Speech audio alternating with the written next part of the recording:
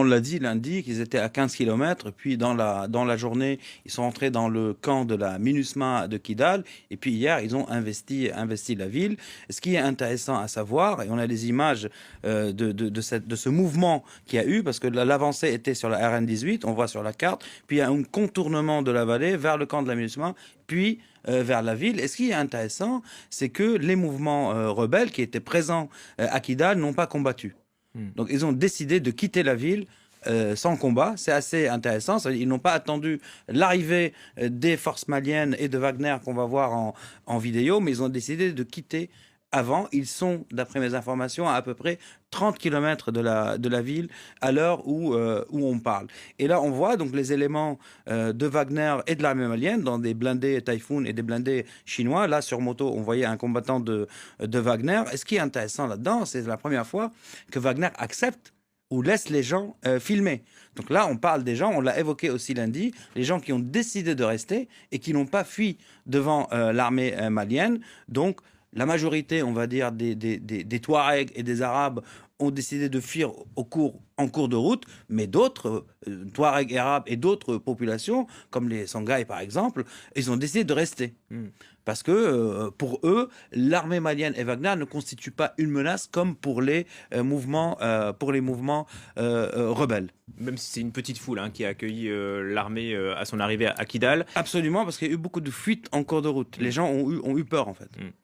Comment est-ce que la campagne militaire a commencé, Wassim? On va voir sur une autre carte comment la campagne militaire a évolué dans les dernières semaines. Et donc, voilà la carte où il y a eu les principaux combats dans cette zone. Donc, surtout, Bamba et Bourem, où les forces rebelles ont essayé de contrer la montée en puissance de l'armée malienne et les rassemblements de l'armée malienne, mais aussi les combats à Anefis et juste à Al-Kid, juste avant Kidal, ce dont on a parlé lundi. Et on a des images du convoi de l'armée malienne et des Wagner qui a été arrêté à Al-Kid. Et là, on voit.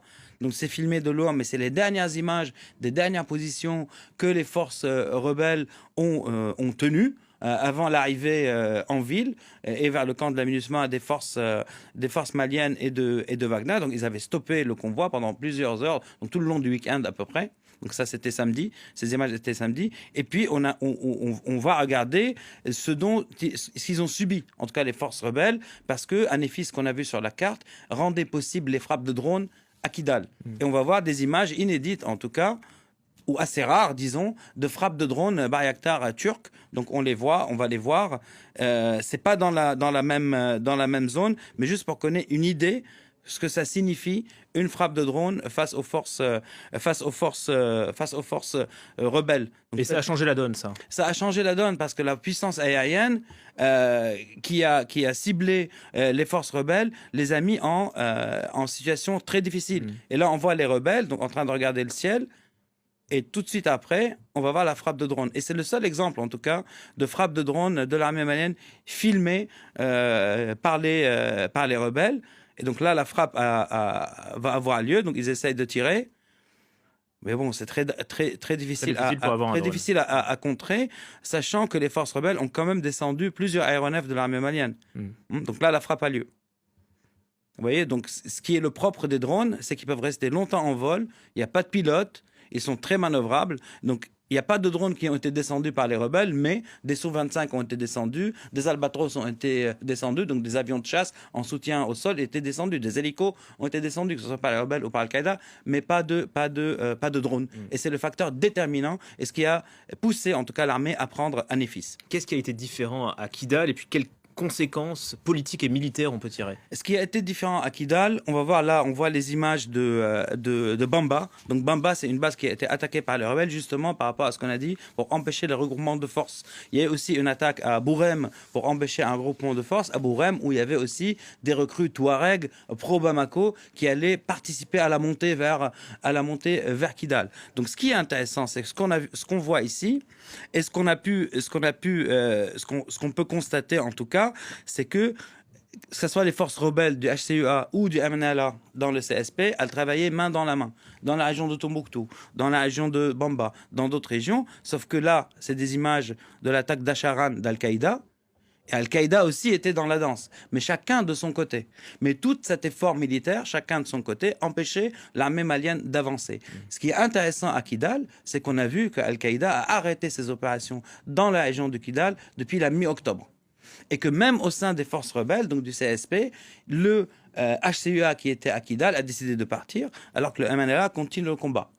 Donc les conséquences sont, parce que j'ai pu m'entretenir avec plusieurs acteurs, on va dire, sur la région, et Al-Qaïda, qu'on voit ici dans une autre vidéo au Mali, qui continue d'opérer ailleurs au Mali. Donc c'était une vraie question. Pourquoi ils ne sont pas rentrés dans la danse à Kidal? Soutenir les rebelles. Soutenir les rebelles. Donc c'est une décision dogmatique d'Al-Qaïda de ne pas soutenir les rebelles parce qu'ils considèrent que Kidal est la capitale des mouvements rebelles à majorité touareg et ils ne voulaient pas leur faire ce cadeau. Et dans la logique d'Al-Qaïda, la perte de Kidal pour les mouvements rebelles va inciter les gens à plutôt rejoindre ses rangs à elle que les rangs des groupes rebelles qui, militairement, selon Al-Qaïda, ont montré leur inefficacité et surtout leur division. C'est ça qui est très intéressant à suivre.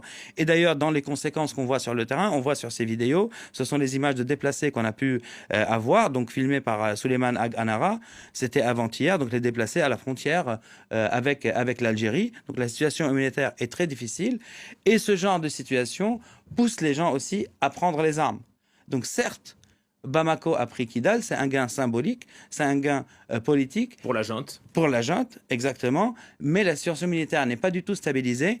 Et la position militaire la plus importante pour la junte aujourd'hui n'est pas Kidal, mais plutôt Tessalit, aussi à la frontière algérienne. Donc c'est une nouvelle page qui s'ouvre. Il y a des perdants, il y a des gagnants, et il y a un équilibre sociétal et politique qui va changer à Kidal. Et vous viendrez nous en parler. Merci beaucoup. Merci.